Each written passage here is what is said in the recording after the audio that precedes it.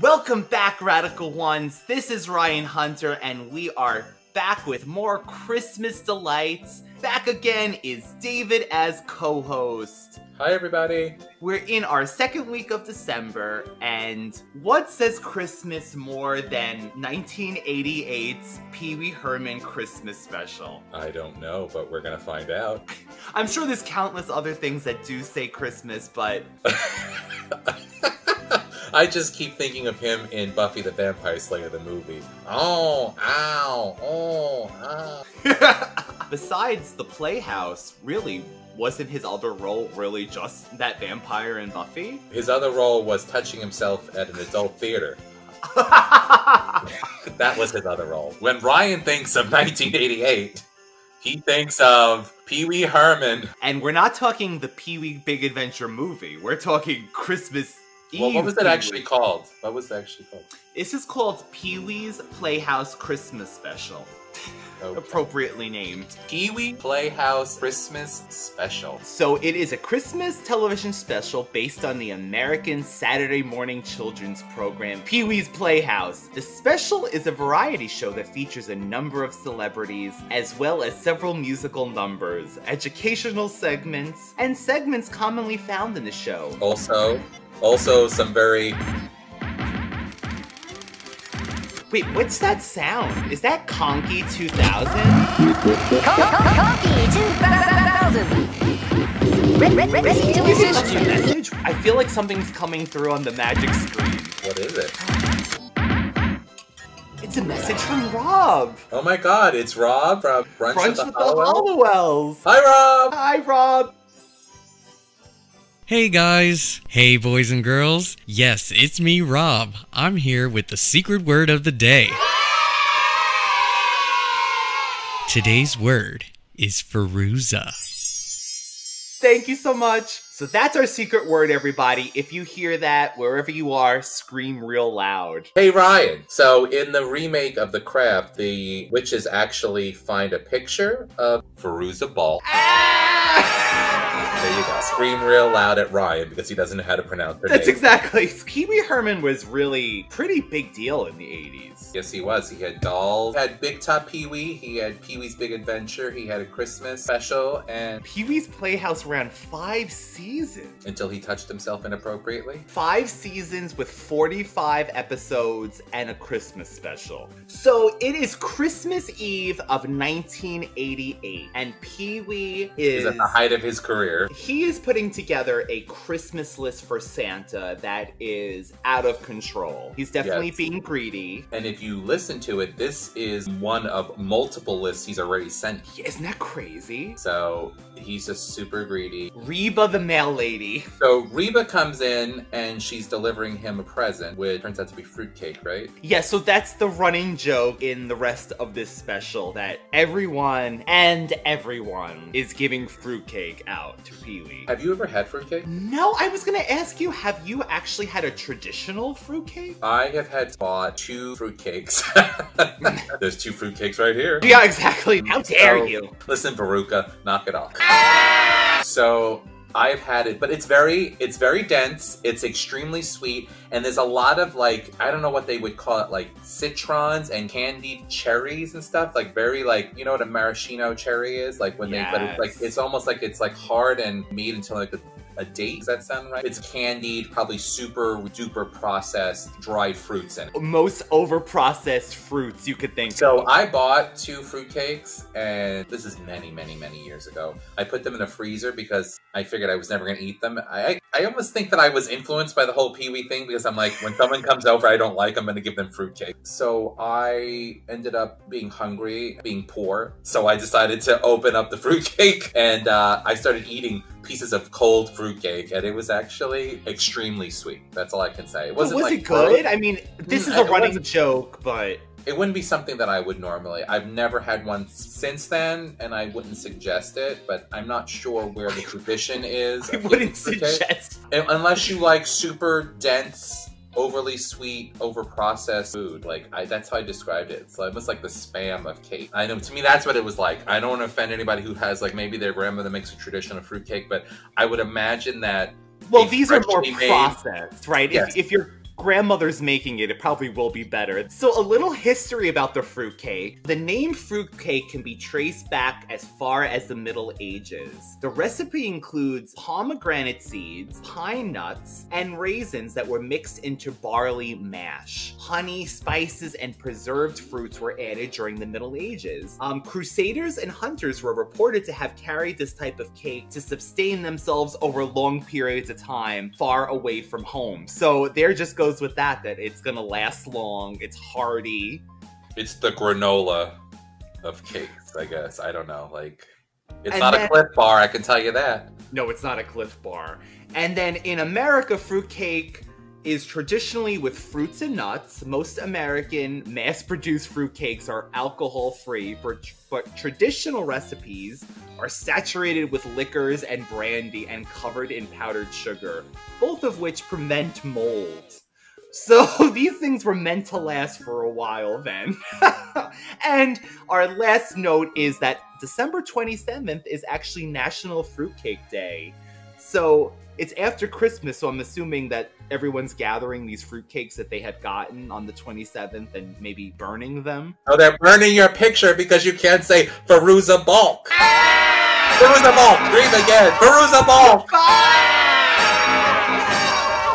So we have a lot of guest stars in this Christmas special. Let me just run down these names. Annette Funicello, Frankie Avalon, Grace Jones, Katie Lang, Dinah Shore, Little Richard, Cher, Magic Johnson, Zsa Zsa Gabor, or Princess Zsa Zsa as he refers to her in the intro, the Del Rubio triplets, Oprah Winfrey, Joan Rivers, and Charo. Coochie. By the way, Charo looks the same when she was on Dancing with the Stars a couple of years ago as she did in this special. So, you know how they used to say, Hollywood, they used to say Dick Clark before he died made a deal with the devil because he never aged? Charo hasn't changed. So either she has the most amazing plastic surgeon or she's an immortal. Well, I can... Death becomes her. Death becomes her. I can actually vouch for that because Guy and I randomly saw Charo for free when we went to a casino years ago, and she was the free entertainment. This was probably like 3 years ago. So we got to see Charo for free. And not only that, she was amazing. The most energy still in the world, running around telling people to take selfies of her. And these were like literally 70, 80-year-olds. We were the youngest people in this crowd. And she's like, take a selfie! She was all over the place. That is so funny because she's probably the same age as those people that are all... 100%. And she's hysterical. She's hysterical. People don't give her credit. She knows she's in on the joke. And I have to add, though, she was so proud of her guitar skills. She said she is a songwriter, she is a singer, but what she's most proud of is her guitar skills, she said. And then she played these instrumental songs. Charo is so talented. Charo is 69. She's 69, moving better than I am. And she has better legs than a lot of people. She does. Like her, Tina Turner, they have legs for days. So after Pee-wee is making this gigantic list to Santa, including things that he already has and Conky, one of his robots in the Playhouse, does mention things like, Pee-wee, you have a yo-yo already. So he's getting extremely greedy this year. Miss Yvonne stops by, which is one of the recurring characters on Pee-wee's Playhouse. How would you describe her? She was the most beautiful woman in all of Puppet Land, or whatever that is. In all of I don't know what it's called, in Playhouse Land or Puppet Land or whatever it's called. So for our purposes, in the Christmas special, she comes in with her tacky ass makeup, hair that's shaped into a Christmas tree, and she kisses Pee-wee, and she tells him that she has a mistletoe on. She kisses him again, and then she says, basically starts this whole conversation about all the different people in the players that she's gonna kiss, and like all the puppets, the fish want to kiss. Come here and give me a wet kiss. Yes, and even Cherry, which is Pee-wee's chair. And then she says, "Don't worry, there's enough of her to go around." So, the floor talks too. The floor comes up, says he wants her to stand over him. under her dress. And she's so excited. She's like, coming. She has enough to go around. She's not a whore. She's not a whore. She's just generous. Okay? This is what back in the day we used to say they were just this girl's generous. And she is. She's like one of those.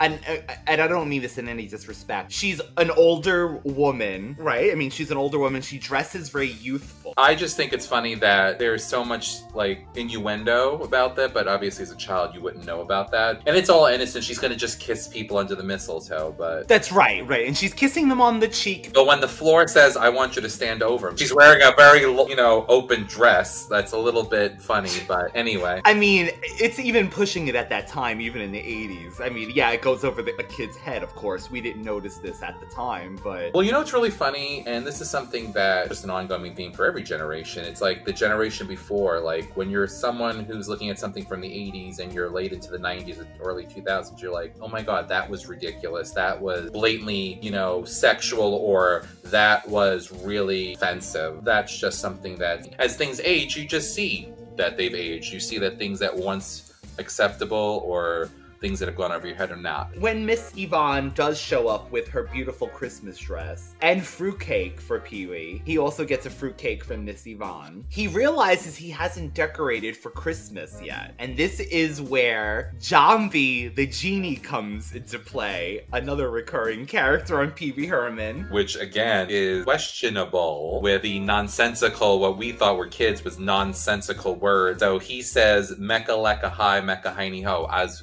you know, Mecca. I don't know how it's spelled in the context of what he's saying. Like, I'm not sitting watching a script, but Mecca is considered the holy land, right? The holy, the holy land of... It's Mecca. Yeah, of Muslims. And so that, to me, is offensive, but as a child, I didn't know Mecca from... Is Heiny Hole supposed to sound like Heiny Hole? Knowing I don't know, Herman? But Pee-wee, nonetheless, asked Jambi for a wish to decorate the Playhouse. He says, because Christmas basically can he have 2 wishes, and Jambi says, okay. But I think Jambi's actually a head, right? I mean, to describe Jambi, he looks like he has like a turban on, like a decorated turban. He's in a box, like a decorated like jewel, like bedazzled, like with the bedazzler encrusted box that opens up, and he's like a very silvery blue-green color, like his face, the makeup is put on him. So what I was saying for the second wish is he should have asked Jambi to expunge his criminal record. Well, he didn't have it at this point, right? So this is... Jambi should have foreseen things. And one of the things he says is, Mecca, Mecca, hi, Mecca, ho, ho, ho, is one of his magic words this week. The ho, ho, ho kind of day. We didn't talk about Grace Jones being delivered. So no, okay. Honestly, I feel like I just made us do this whole Christmas special just for this very moment. You see how greedy I'm being, people? I want to just talk about Grace Jones being delivered to Pee-wee's Playhouse, that I'm forcing us all to listen to Pee-wee's Christmas special. No, I'm just joking. No, but this is really the highlight for me. So the mail lady, when she did come earlier, she delivered a box to Pee-wee. As a matter of fact, I love that all of her mail assistants are like these mail ladies. They bring this gigantic box in. My poor friend Kathy is a mail carrier. I'm sure she has to carry boxes. She's told me that they make them carry the most heaviest things from Amazon. Yes. So now you know they're delivering people in these boxes, because when Pee-wee opens the box, he's not getting a gift. He's getting Grace Jones. Dressed in what could only be described as a hard contoured pleather bustier top, a black kind of flowing dress, and the hat looks like a very contoured. It's goes with the dress. No, and honestly, God only knows, that could have been a Mugler or something. It probably was with Grace Jones. It probably was something really expensive and outlandish, and like tore right up the runs out. And again, just to show you how much current pop stars such as Lady Gaga has taken from Grace Jones and her amazingness. Honestly, I would love to do a Grace Jones show in the future that's just a Grace Jones retrospect. But let's just say for this, in the year 2021, there's going to be a Grace Jones retrospect episode where Grace Jones is just... Everything. Pull up through the bumper, baby. But in the Christmas special, not to overshadow everything else that's going on, she believes she's being delivered to the White House. Because she opens the door and she goes, "You're not the president. You're Pee-wee Herman." Pee-wee Herman. The mail lady says this was supposed to go to the White House, not the Playhouse. So basically, just because the package had the packing slip was folded over a little, they saw house and they assumed it was the Playhouse and not the White House. Did they give her breathing holes even in that box? She was literally in a crate. So she comes out and she sings the drummer boy. They told the rum-ba-bum-bum. She says now that she's there, she might as well. Can I sing a song?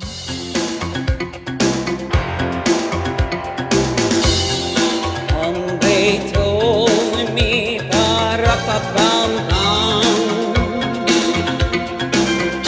I'm wanting to see pa-ra-pa-bum-bum. I played my song for him, pa-ra-pa-bum-bum, and I played my best for him, pa-ra-pa-bum-bum. Ra-pa-pum-pum, ra-pa-pum-pum.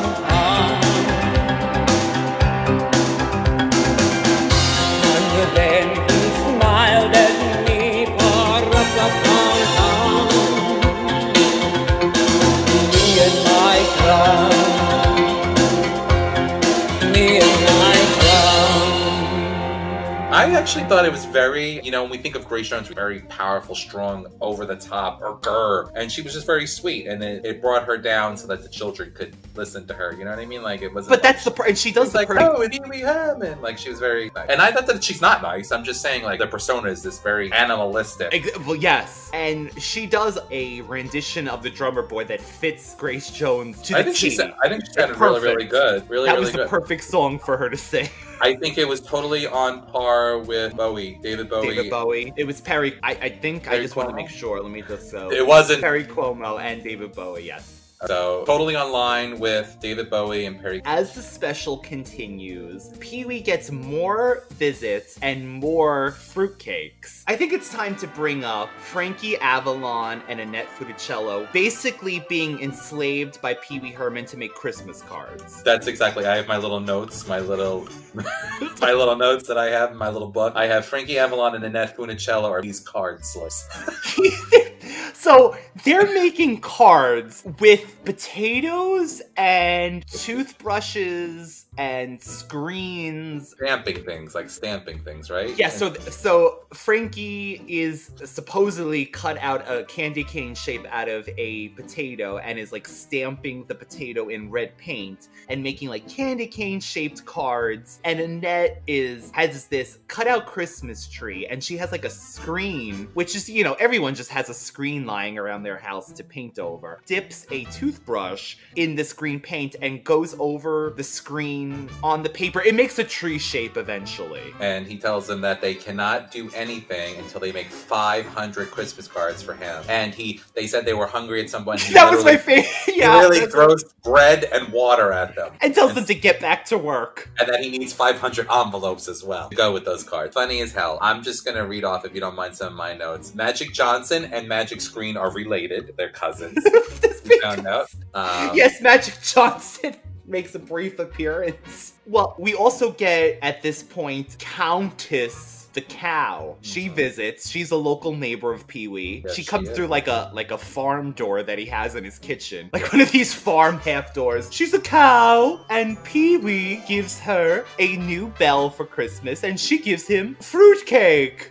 And she introduces Princess Zsa Zsa. Zsa Zsa. Zsa Zsa Gabor. So are we to assume that these are all Pee-wee's, Paul Rubens' real friends in real life, probably? I would imagine. Pee-wee's Playhouse and these particular guests remind me of like Studio 54, like everybody just party, because these are such people from all different walks of life, random. But if you notice, a lot of the people in this show were in different categories. Either they were older stars that have been around, like your Dinah Shores, and there's Cher comes in at one time, and Annette Funicello, or they were these caricature people that come in every. Zsa Zsa Gabor, I don't remember her in anything. I know Ava Gabor her sister was in Green Acres, but I don't remember Zsa Zsa actually, and she may have been in a movie or two. I don't recall it, but what I do know is that she always showed up on Little Things Everywhere. Any kind of like in the 80s, I remember her, I think she might have been on the Love Boat or something, but she was always she's like her own character. Yeah, basically. she's like just doing Zsa Zsa. It's like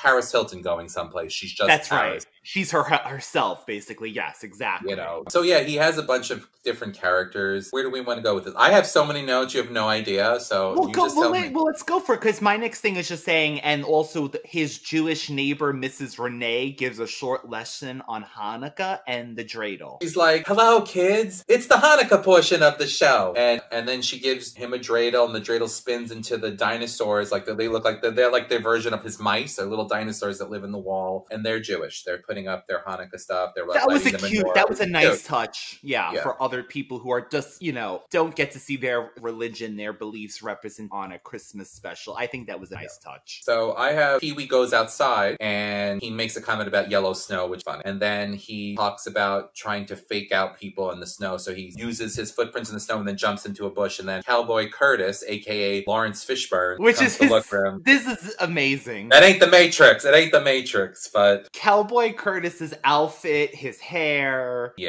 everything about him. You would not relate the two. And then the Del Rubio triplets, who I remember showing up on random like Sesame Street and things like that at the time. Who are these women? They're just three triplets that sing in leotards. Yeah, I don't know, but God bless them. Literally, right? They're in like dancing leotards in the snow, red leotards, and they're Christmas. like, it's Christmas. I don't know, but they got great legs too. Yeah, these women have great legs. God bless them. So they did their song, and I might be out of sequence, but then comes across Little Richard at a skating. Little Richard trying to ski. This has been a running joke for David and I for years. I remember we were tickled pink watching this scene years ago with Little Richard trying to ski. He keeps falling and he does his traditional ooh and falls, and oh my god, Little Richard style, right? He does this whole thing is in Little Richard fashion. He's like, I'm gonna try to get up, and he's like, Pee-wee, you know me, Pee-wee, I fall and I keep trying. Woo!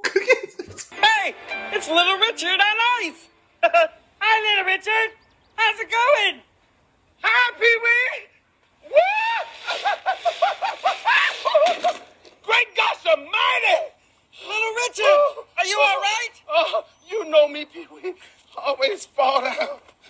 But I get right back up and try again. If at first you don't succeed, you know what they say. You're trying. Except ice skating. I give up, I quit. And then Pee-wee says, I don't know, it's so easy to skate. And so then Pee-wee shows up and skates, but then he has a body double that's doing it. And the guy's like, was that okay, Mr. Herman, or something? And he's like, yes, that's fine. But Pee-wee has such flamboyant men, like on his show. Like he just has random attractive men just randomly show up, and their names are like Sven and Ricardo, and like, like it's so funny. Well, so we'll jump around. He at some point, once everyone's together at the end, he reveals that he's using the fruitcake to create another room in his playhouse, and the men that are doing the construction are shirtless, buff guys doing like with tattoos and stuff, and they're building the addition onto his playhouse with the fruitcakes as bricks. So again, I'm sure Miss Yvonne is going to be very. I'm sure she probably kissed them. No, that's so funny with Little Richard. Now you try, Pee-wee. Oh, that's my favorite. Yes, then you try, Little Richard. So literally throughout this, we get sprinkles of other people. So there's a segment where Whoopi Goldberg calls Pee-wee because she wants to be able to be on one of his Christmas specials. He snubs her. He's like, maybe I can get you in 2 years. And she's like, well, okay. And he's like, well, she's like, I'll see you in 2 years. He's like, maybe. Yeah. Like, I'm not. A lot of people want to be on this thing, so not promising anything. I don't know what he had against poor Whoopi, but anyway. Joan Rivers also is another cameo. Oprah Winfrey, another cameo, just a random cameo. I felt like Oprah's part of it was like very forced, and she didn't even seem like was totally into it. It's just like they were actually on her show, like instead of her show, right? Instead of her show, and they just did a quick cameo recording. They record this. It didn't seem. I mean, it was nice to see her face, but it wasn't like any special. Cher actually actually came to the Playhouse. Cher, yes, literally breaks into the Playhouse because he just walks into the room and she's with Conky 2000 the robot. She just stopped by to hear the secret word of the day. So she just dropped by for that, and that's all she went. Roosevelt! But she's dressed in like true Cher style. Oh yeah, totally. There's many music numbers, as we mentioned. There's Grace Jones. But can we just bring up Katie Lang sings Jingle Bell Rock basically as the Joker or someone from an insane asylum? I have Katie Lang in full denim one-piece dress. This is right back in the day, David always used to, like, this was when she used to wear these, like, denim... Over-exaggerated, very, what you would envision a very... country, like... hokey-pokey sort of country over the... Maybe this dress, if it was worn, it was a little bit shorter and worn on, like, let's say Dolly Parton in a more sexy manner. And, you know, it's kind of along that shtick. It's, like, full-length denim, looked like a one-piece dress with a belt that had, like, silver snowflakes on it, down to the ankles. You know what I'm saying? It wasn't this is wasn't a cute. Prairie dress, like she's living on the prairie. So, I mean, Katie Lang has an amazing voice, as always has, but she was all over the place. She was like, she sang this as a man woman. Yeah, she's like screaming laughing. and yelling. And, laughing, singing this song, like, as Jingle Bell, like, she's, like, going crazy as she's singing Jingle Bell Rocks. I don't know if this was her way of, like, protesting her appearance. It's like... I think she thought she was in the play, she had to act like Pee Wee Herman.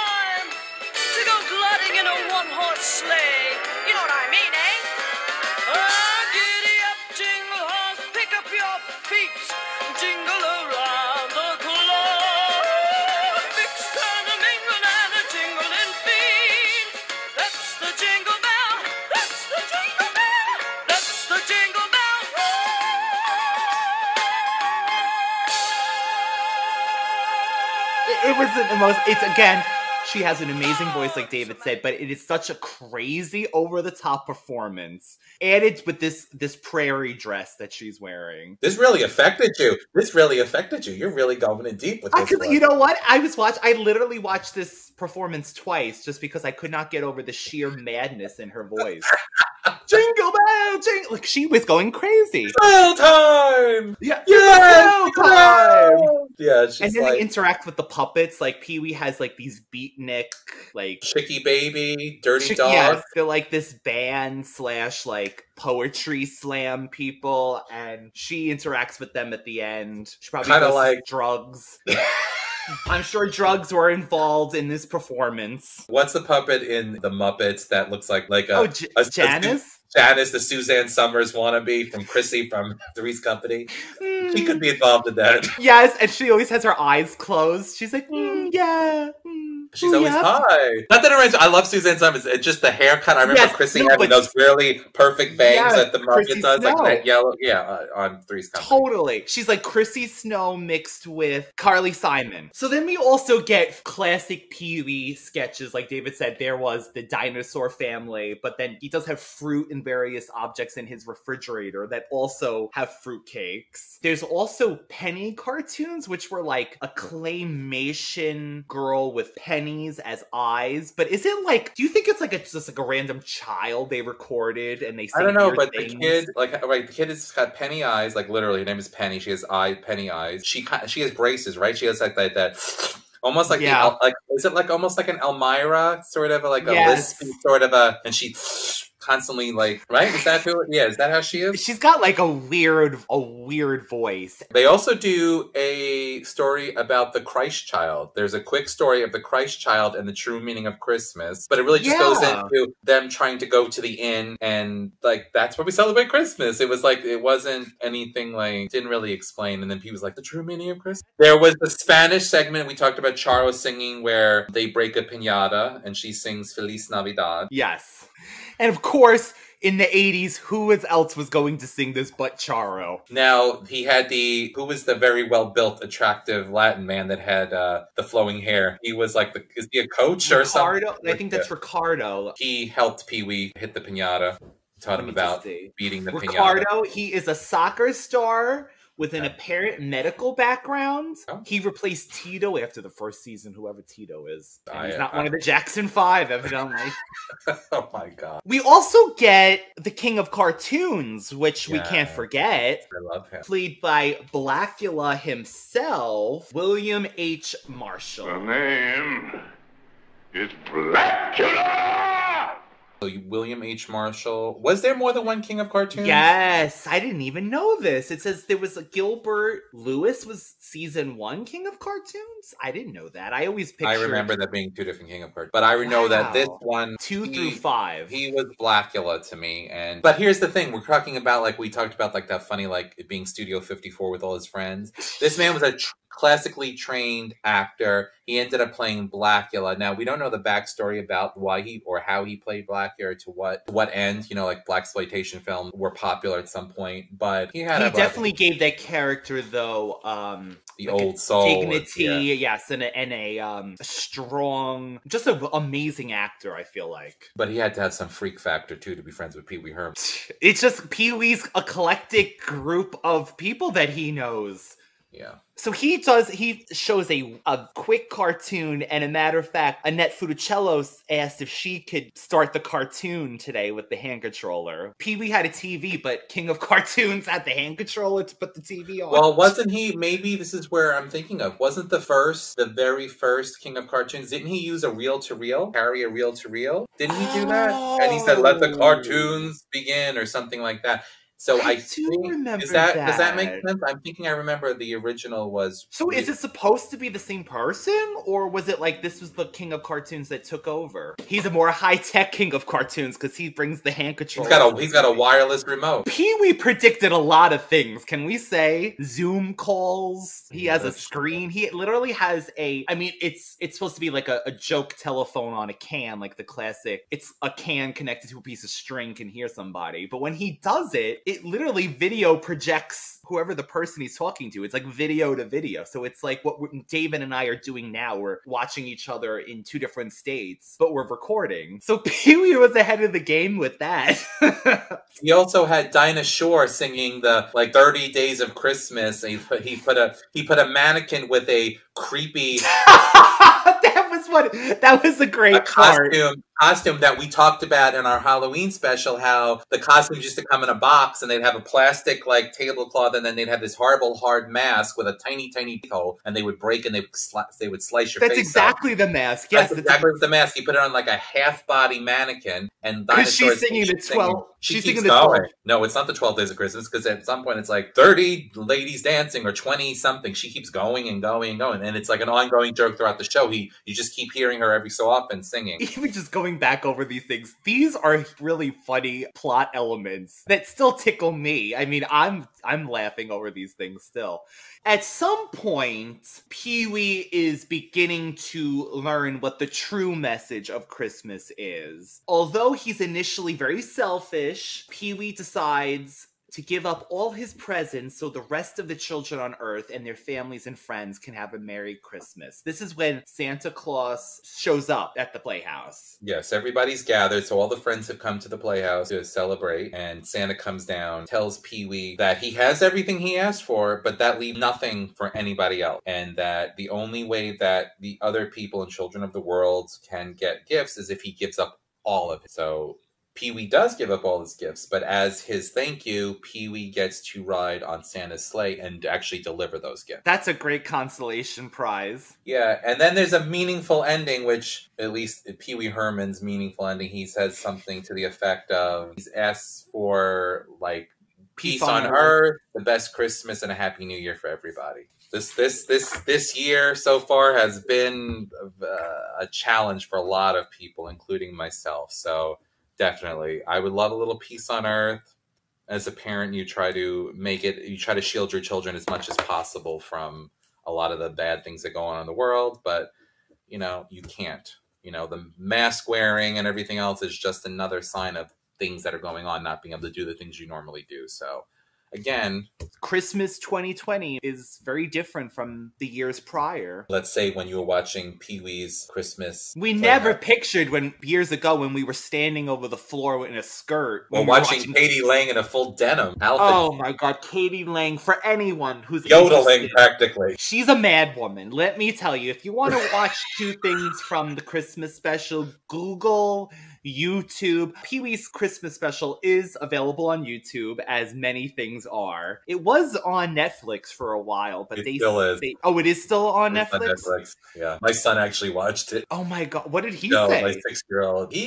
I think he enjoyed it because it's funny. It's really funny is that he is learning what he's learning. He's in first grade. One of his sight words was the word year. So year. So in the movie, year is the secret word that Cher discovers, and everyone yells year. So he got excited that was one of the words that was on his sight word list. So he's that's cute. That's cute. So I will say, all of my kids watched it, and they all made because my kids are like the king and queens of like quirky faces and side eyes and stuff. Like they can totally, and like. Even my 2-year-old will be like, he can look at somebody like, what is the little thing? When Katie Lang came on, they were like looking like this bee is crazy. When Ray Jones came on, they were like kind of like, what? I don't know. That's a little different.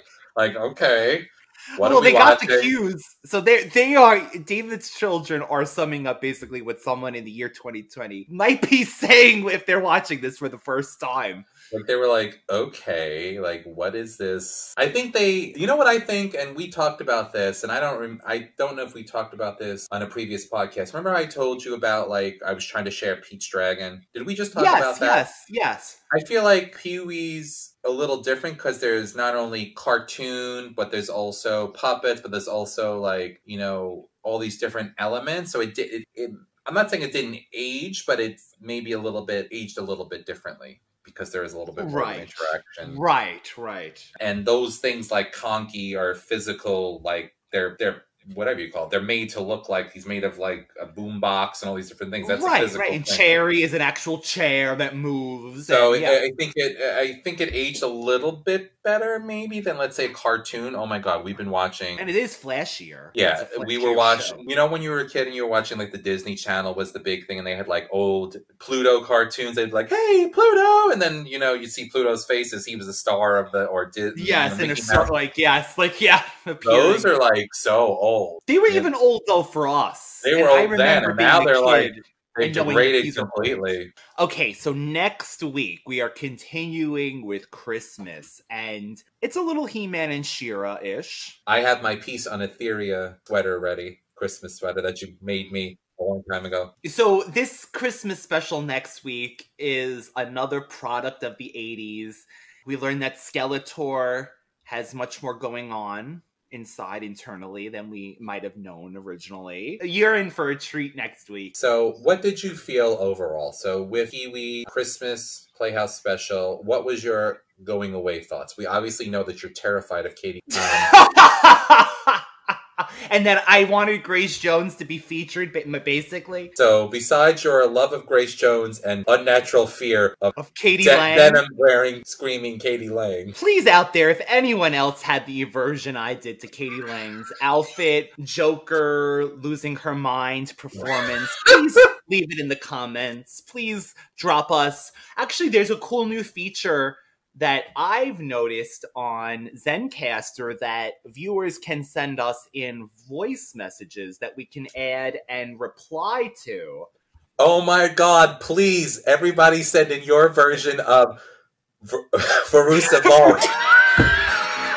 Yeah, actually, that's going to be my New Year's resolution. By the show next year in January, when we continue after our Christmas specials, I'm gonna learn how to say Verusa Balk name. Not even attempting it now. I just wanted to tell you that if Katie Lang attacked you during the 80s, you could have picked up any number of objects in the Playhouse to defend yourself. So yes, so let's cue our sequence right now where David says, "Everything's a weapon with David." So, if you were... There was no Silent Night, Deadly Night going on at the Playhouse, but... Are we sure that Katie Lang didn't go crazy after her performance? Or maybe Miss Yvonne needed to protect herself because there was some hard wood under her feet. Oh my god. Maybe Miss Yvonne would have had to have protected herself from Flory, and she could have picked up any number of items in the Playhouse, including that freaky little puppet boy, Billy. What was his name? Oh, what? I never liked him. He's like Howdy Doody-esque, mixed with Richie Cunningham, mixed with every bully from a cartoon/TV show you've ever seen. Yeah. Don't like him. I've never liked him. So she could have picked up that puppet and beat wood on wood. Wood on wood? Well, okay, or even further, what do you think about Magic Screen's hand? It looks like it could just be ripped right off. Or the cowbell that he gave Countess, or any number of items. The thing is that you don't want to harm the living thing in the Playhouse. You don't want to hurt somebody with something else that's alive if you need to protect yourself. An inanimate object, please, people. There's a lot. Well, everything in the Playhouse is alive, so I'm not assuming everything. The toilet has some alive too, has eyes. Oh god, could you imagine? It's like, hey. Ooh, seeing you today. Like, oh, what about somebody had too much fiber today. Oh god. I have no doubt that if he was allowed to show the bathroom in the Playhouse, it would have had eyes, just because he's a freak. So, you know what? You're really turning this Kodak moment into a white trash Christmas now. I'm so glad that, David, your children watched this and didn't absolutely hate it, so that's good. So it shows that there's still a timeless element to, like, what you're saying. I think because it is in the 80s, like, let's say if this was a 50s special, I don't think it would have lived up probably to your children as much, but because it is flashier, like you said, they do have the robots and the colors, and it's a mix of animation and real life. Well, I feel like, I always tell, are you familiar with Blippi? Blippi, look him up. Blippi is, to me, is like the modern Pee Wee Herman. He's not quite as boisterous as Herman was, and he's not to that level, but he does have that kind of like element about him. He does education stuff. He looks like it. Let me tell you something. There's like the big websites on people are in love with Blippi. Is this him with the orange dispenser? Yeah, the orange and blue. There's like websites. I secretly in love with Blippi. I have impure thoughts about Blippi. He's like a buff guy. It's like, welcome to Lazy Town, Sporticus, Blippi. Oh, you know what else I was thinking? I would be worried that my kids won't like any of the clean stuff either, like Rudolph and Santa. Oh, because have you showed Frosty them the yet? Snowman? I haven't showed them. So I have a collection, and I'm thinking about showing them. But hello, I don't even have a DVD or a Blu-ray player anymore. So the only place we could do is maybe the PlayStation, the Xbox One, I guess. But I don't even have it anymore. I have all these DVDs. You know, here's funny. Okay, we want to talk about Radical Rewind. This is going to be again an off tangent. I have bought a an album or song, for example, on a 45 and a 33. So if anybody doesn't know that, that's vinyl. Then I ended up buying it on a CD. Now I'm downloading it. I have paid this artist. Well, not only that, you even skip cassette tapes too then. So because that's true. I bought them on cassette too a lot of the time because better, easier, more compact, and easy to travel. I have, let's just say, for example, I think I bought Janet Jackson Troll album on vinyl, on cassette, on CD, and now I've not everything because of iTunes. Crazy how much money I've spent. Oh, my tangent. I am worried that my kids are not going to like the claymation stuff because I actually bought the collection of claymation that also has Rudolph, Rudolph. The Easter Bunny too is in this. We'll see how that goes. I mean, Rudolph was another special that I would definitely like to cover at one point. I mean, if you think, well, we're running out of time. You had to have Katie Lang. I had to have Katie Lang, and next week He-Man and She-Ra. And you had to have Grace Jones. Pull up to the bumper, baby. You know what? Any excuse to talk about Grace Jones, I'm in. All right, $15. I'm convinced. Thank you, Reggie. Give me $5. I'm convinced. Add Grace Jones's name. So, David, what did you think to sum up Pee-wee's Playhouse Christmas 1988? Very on par with the show. I liked the fact that, and this is what I do like about 80s, where people tend to attack, especially this new onslaught of people trying to cancel culture, trying to cancel out all 80s cartoons because they said they're misogynistic or whatever.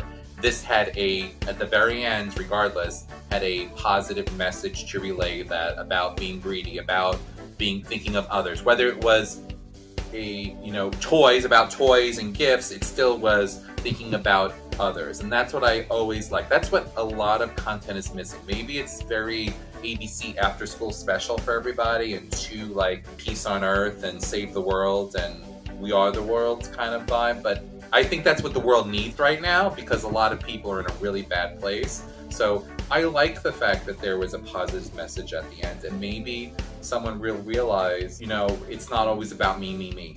It's about everybody. So I think that to me is the biggest part of the message that was sent. It was entertaining. No, you're afraid of Katie Lang. That's it. Oh, 100%. 100%. I need to find the comments section about Katie Lang. You were going to have a bunch of angry Katie Lang.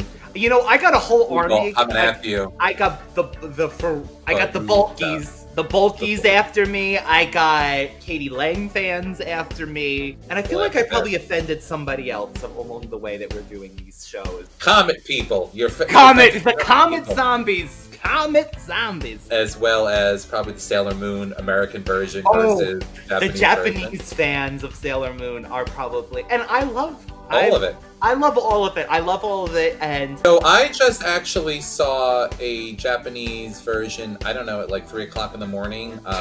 There was the outer planets fighting the Sailor Stars, and Sailor Moon got in the middle between them, and then they just kept fighting back and forth, and I don't know where this came up on my feed for YouTube, but it must be because they're listening to Siri is listening, and everybody and their mama's listening, because it's funny when I say, I think I'm going to buy a new car, all of a sudden, everything about new cars, want to buy a new car, magically comes out. So that was this week's Radical Retro Rewind. For anyone out there, David's Instagram is Universal Appeal 2020 on Instagram, all one word, and the Radical Retro Podcast, all one word on Instagram. We will be back with an all-new episode next week, which includes He-Man and She-Ra. Finally, we're talking more than just the sorceress. He-Man! He-Man! Comes to Grayskull. I need help putting up my Christmas tree. So that is next week. Thank you again for tuning in. And if anyone wants to leave us a voicemail, there's that button on Anchor. So if anybody wants to tell Ryan and I, Gilly Ryan, how to say Veruca Bulk's name, please do. Please do. And if you want to say something snarky, I'll listen to it, because I'm from New York, and we like that kind of thing. We like it. We'll include it. We'll laugh. We'll love. We'll learn. How to say what, Ryan? Veruca Bulk. Tune in next year when I'll learn this name. Happy holidays. I can't wait till our next podcast. I hope you enjoyed this. And all right. Peace out. Bye. Bye.